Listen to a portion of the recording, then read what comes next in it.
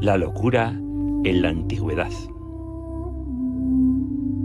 Los antiguos creían que la locura era sagrada y que era obra de los dioses o demonios. Las divinidades enviaban la locura como castigo o como venganza.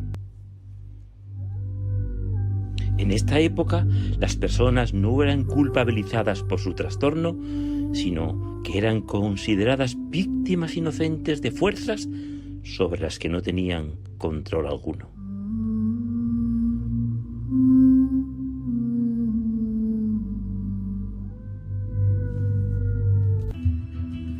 En Mesopotamia, 4000 años antes de Cristo, se consideraban los trastornos mentales como posesiones demoníacas, y se encuentran en la cultura sumeria identificaciones de 6000 demonios causantes de las enfermedades mentales. En el pueblo de Israel, la Biblia nos refiere la depresión y posterior locura del rey Saúl. También en el Salmo 48 y en el Salmo 38. Un texto de Moisés a su pueblo, poco antes de su muerte, ilustra altamente el tema de la locura. En el libro de los Proverbios dice: la corona de los sabios es su sabiduría, mas lo que distingue a los locos es su locura. En el Eclesiastés dice: la locura está colgada en grandes alturas y los ricos están sentados en lugares bajos. En Persia se relataban los desvaríos del rey Nabucodonosor. En Egipto, antes que los griegos, reconocieron al cerebro como localización de las funciones mentales y describieron el trastorno emocional denominado luego como histeria por los griegos, atribuyéndolo a una mala posición del útero, por lo cual fumigaban la vagina como tratamiento con la intención de devolverlo a su posición original. En la India, la meditación budista se utilizaba y se utiliza como una forma de psicoterapia para trastornos mentales, así como la ayuda para superar las dificultades en la vida diaria.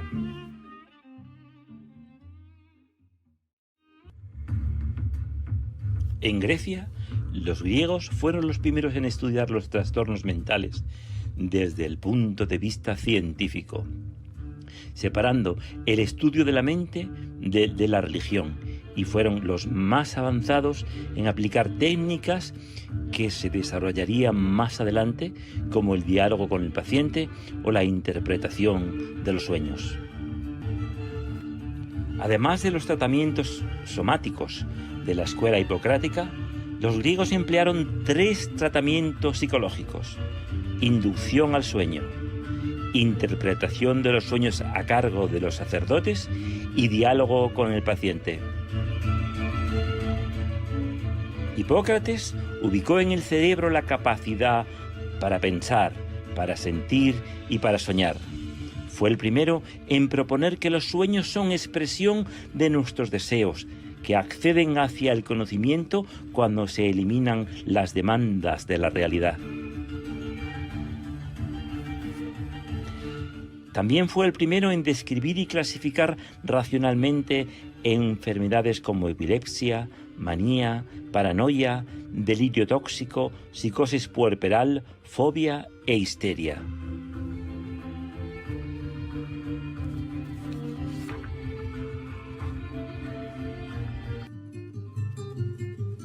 En Roma siguieron las filosofías griegas, estoica y epicúrea, que postulaban que las pasiones y los deseos insatisfechos actúan sobre el alma produciendo enfermedades mentales y que pueden controlarse alcanzando un estado mental sin perturbaciones o ataraxia, de donde deriva el término atráctico utilizado por los sedantes y ansiolíticos.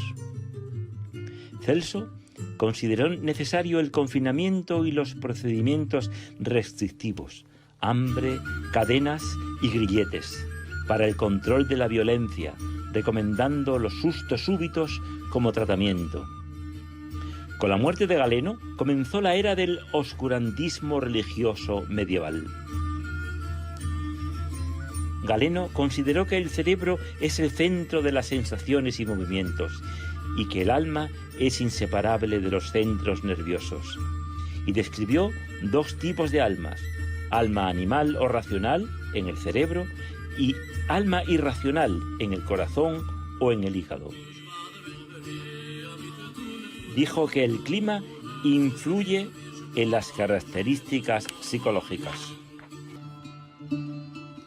En la Edad Media, la locura fue conceptualizada como sinónimo de pecado y defecto moral. Se consideró la locura como el resultado de una posesión o un efecto de la brujería. El loco era alguien considerado controlado por las fuerzas del mal, que utilizó el exorcismo para extirpar al diablo del cuerpo de las personas presuntamente poseídas. En la Edad Media, el loco no puede hacer promesas, ni tener palabra, ni testimoniar. A nivel jurídico, no puede disponer de sus bienes. Estos pertenecen a sus familiares o tutores. No puede testificar ante tribunales ni hacer contratos. A cambio, los parientes del loco deben asegurar su subsistencia y su guarda. Los locos extranjeros son expulsados a veces después de haber sido azotados.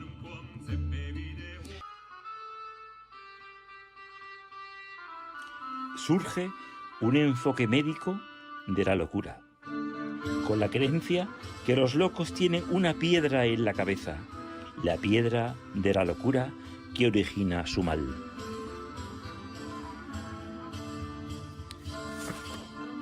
Realizan, pues, operaciones quirúrgicas para extraerla. La extracción de la piedra de la locura, inmortalizada por el Bosco, o un seguidor del maestro, 1475-1470, que podemos contemplar en el Museo del Prado. En el cuadro del Bosco tenemos que fijarnos en el embudo que cubre la cabeza del falso cirujano. Quiere decir el engaño manifiesto que está proclamando con ese embudo. Por otra parte, la piedra que parece extraer el falso cirujano no es una piedra sino un tulipán, una flor que puede simbolizar, según algunos críticos han apuntado, la inocencia de la persona que se somete a dicha intervención. Los otros dos personajes que acompañan al cirujano parecen un fraile y una monja. En el fraile se adivina una jarra con cerveza y encima de la monja aparece un libro, en el sentido de que la Iglesia no parece compartir esa ciencia con el cirujano, que por otra parte lleva una bolsa de dinero y solamente le interesa el dinero, no lo hace por altruismo en absoluto. Y además la cultura que tenía que estar representada en los monasterios por el fraile y la monja no llega a producir la desactivación de ese engaño. Otro cuadro de Van Immensen, en 1550, nos muestra la trepanación, la perforación, usando instrumentos para perforar el cráneo. Utilizaban una técnica de engaño y lo muestra la figura y la sonrisa del cirujano falso, que colocaban una piedra que llevaban ellos y hacían ver que la habían extraído.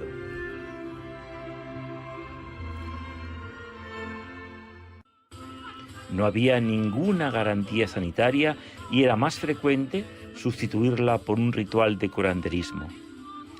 La trepanación, en cambio, se conoce desde la antigüedad, pero no se sabe, al no haber documentos escritos, si era para espantar espíritus demoníacos o para tratar fracturas craneales o para remover los huesos del cráneo.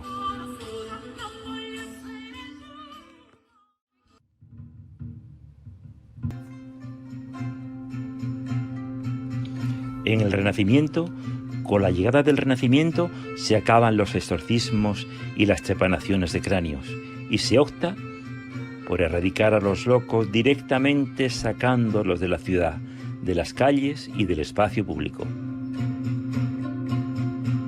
Y se les deja en campos apartados y otros son puestos en un barco sin timón en medio del mar.